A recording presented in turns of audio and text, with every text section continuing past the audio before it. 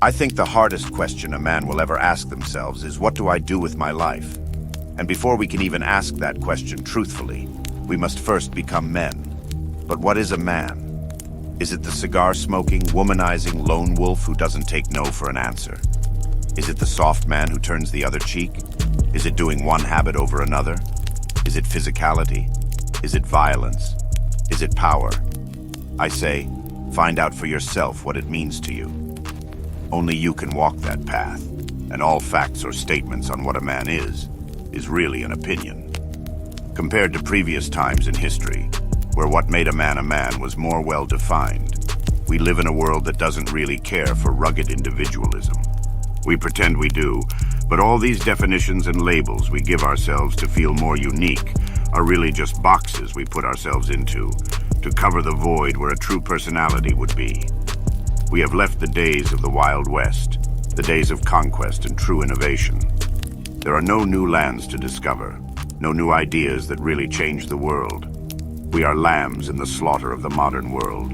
Our minds, morals, our bodies are all under attack by parasites that wish to drain us of life and ambition.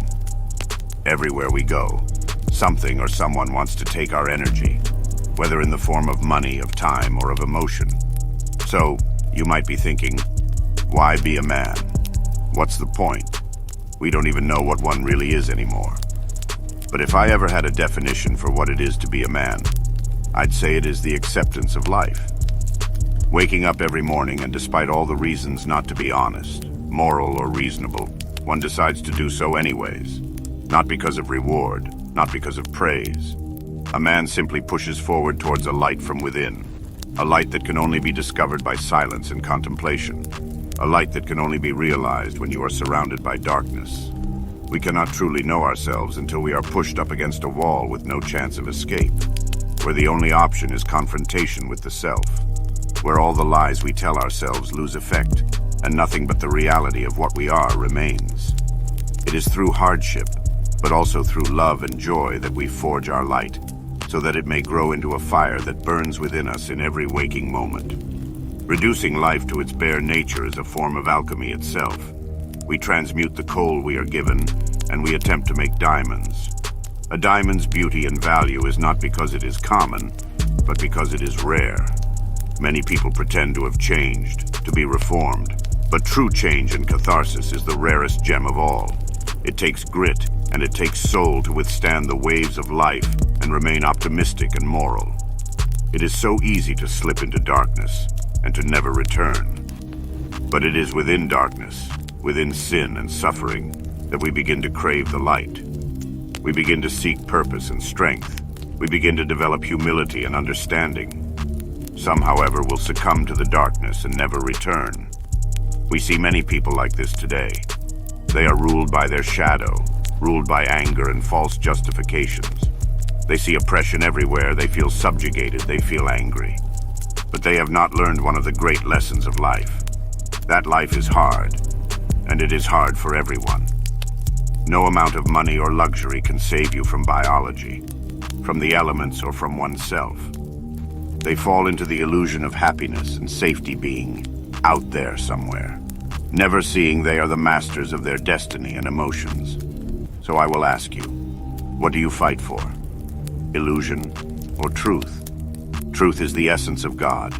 Deceit and lies are the agents of misfortune. Just as much as cold is the absence of heat, evil alone is simply the absence of God and thus truth. But how do we know truth? This is the hardest part. We all have the innocence of the child within, and because of this, we fall for the lies we are told and buy into dysfunctional behaviors and thoughts. Most people do what they do, not because of evil, but because of innocence. The desire to be protected, to be recognized, and to be safe in some form or another can bring about the horrors of man. It seems the only way to discern truth from falsehood is to pay attention to the effect of our actions, as well as the actions of others throughout history. Actions and thoughts that bring harm to oneself and/or others cannot be truth. The fire within man is both the agent for change and the harbinger of destruction. So what is fueling your fire? A desire for power, or the desire for force? Power and force are two different things.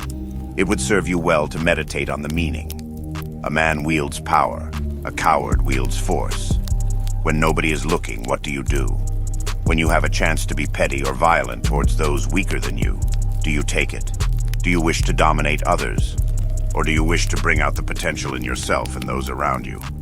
These are the decisions that decide which path we are pursuing, power or force.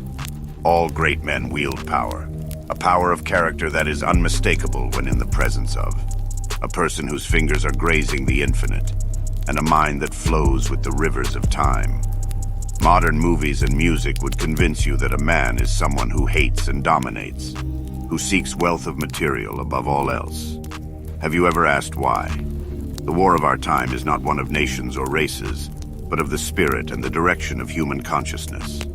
It's not hard to see that some actions and feelings are higher and stronger than others. Joy is stronger than grief, and even anger is higher than shame. With an increase in the state of consciousness, we see that certain behaviors and feelings are more in line with truth, in line with progress, and in line with God. We live in a world that's consciousness is living in anger, envy, and guilt, and we can see the results of such levels of consciousness. This is why your attention is always needed, your outrage and opinion. Why sexuality is dangled in your face, violence and desire, choices and endless choices that don't really matter. Because if you are always wanting, always competing, and always pointing the finger elsewhere, you can never look within. How many of us are living in hell right now, residing in fear and hatred, wants that cannot be and desires that torture our minds? This kind of mindset is beneficial to our controllers, to be distracted with the illusion of political parties and race and gender. The hidden hand wishes for our complete enslavement to the material world and its traps. Love is the only way out. Love is not just platonic. Love is attention and focus. And many people do not realize how much love there really is.